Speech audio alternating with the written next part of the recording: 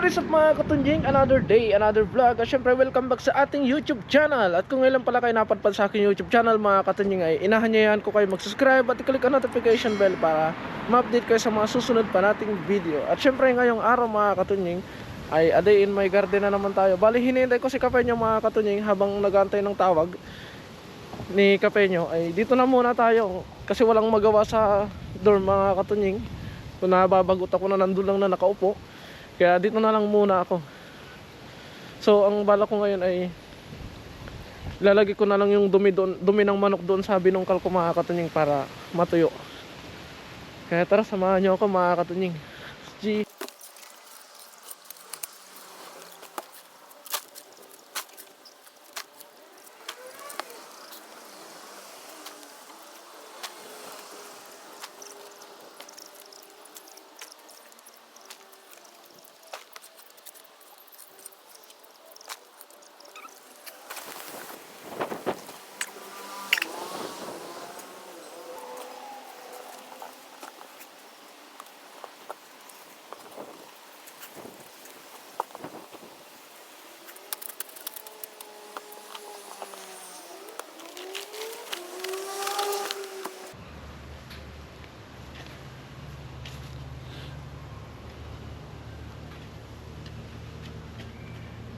Bali, hintayin nating matuyo itong mga katunying. Aray ko, napuwing ako.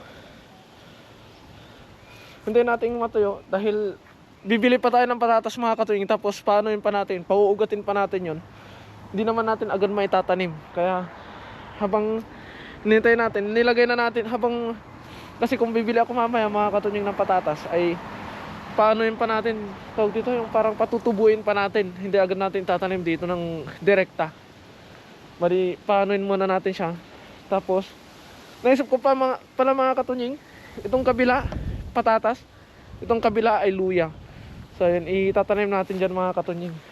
Tapos, ngayon naman mga katunying, habang wala pa tayong itatanim ng patatas, tsaka luya, kasi patutubuin pa natin yon, ay nilagay ko na yung dumi ng manok doon para matuyo.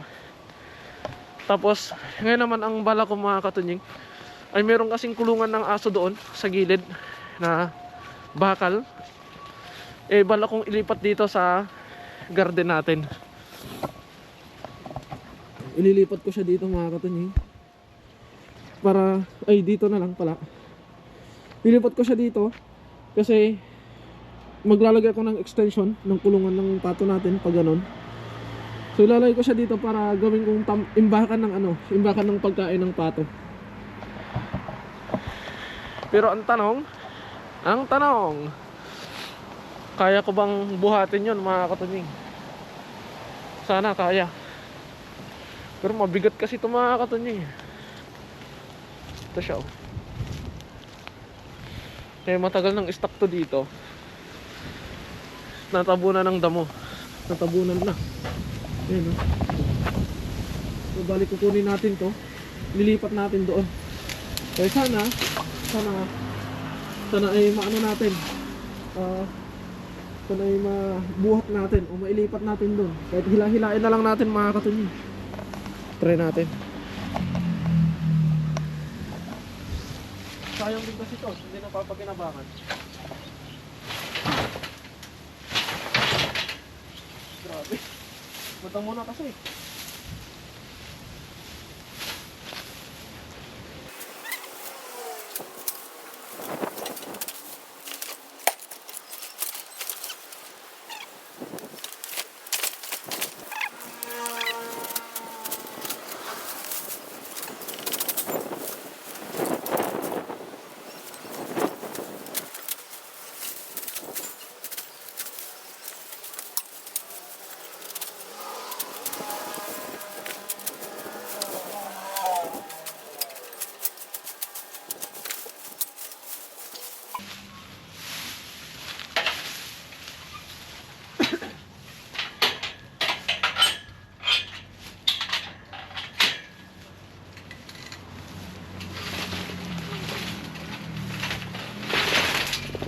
Yun. Nagalaw na natin mga katunying. Madali na to.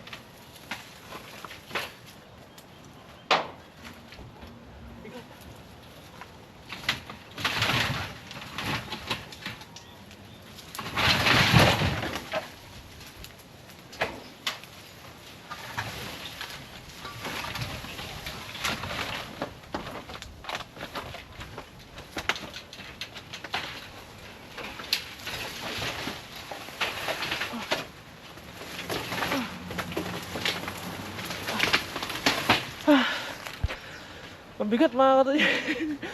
Malaki kasi. Ayan, oh. Ang ganda, no? Bakal pa. Pero kahit meron to, tsatsagain natin dahil kailangan natin to doon sa garden mga katunying. Para pag-imbakan natin ng pagkain ng mga manok, magagamit natin sa pang-garden, mga ganon. Kasi meron siyang bubong, ayun, no? Makikita nyo. Meron siyang bubong na ganito. Ito lang ang wala. Ito naman mga katunying, madali na itong gawa ng paraan. Kasi ang dingding niya, ano na lang yan. Basic na yan mga katunying. Kaya tara, subukan natin.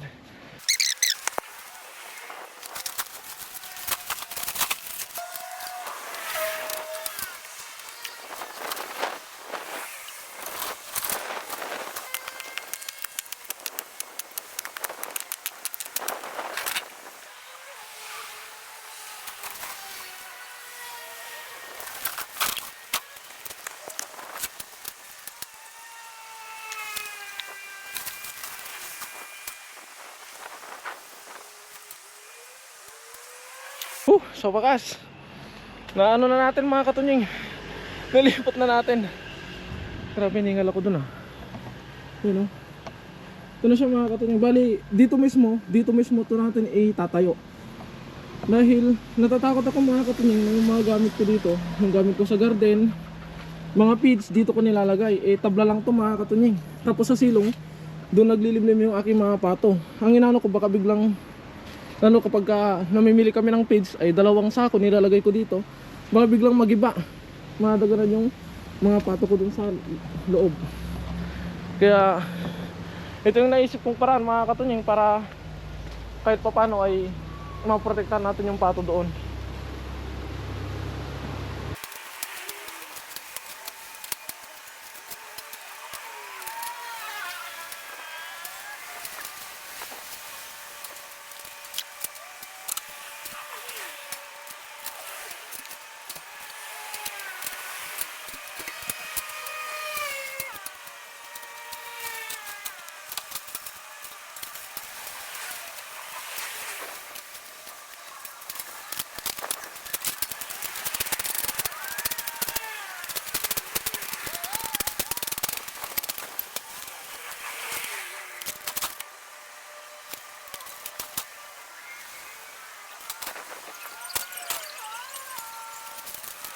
Ay no, pwede na mga katunying, oh.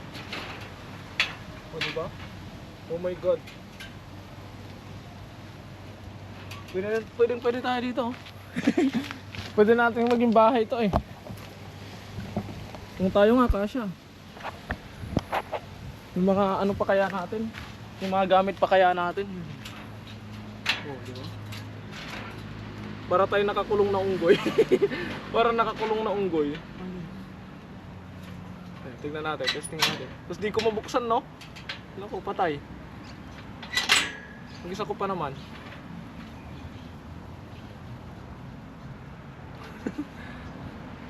Naglaro ang bata.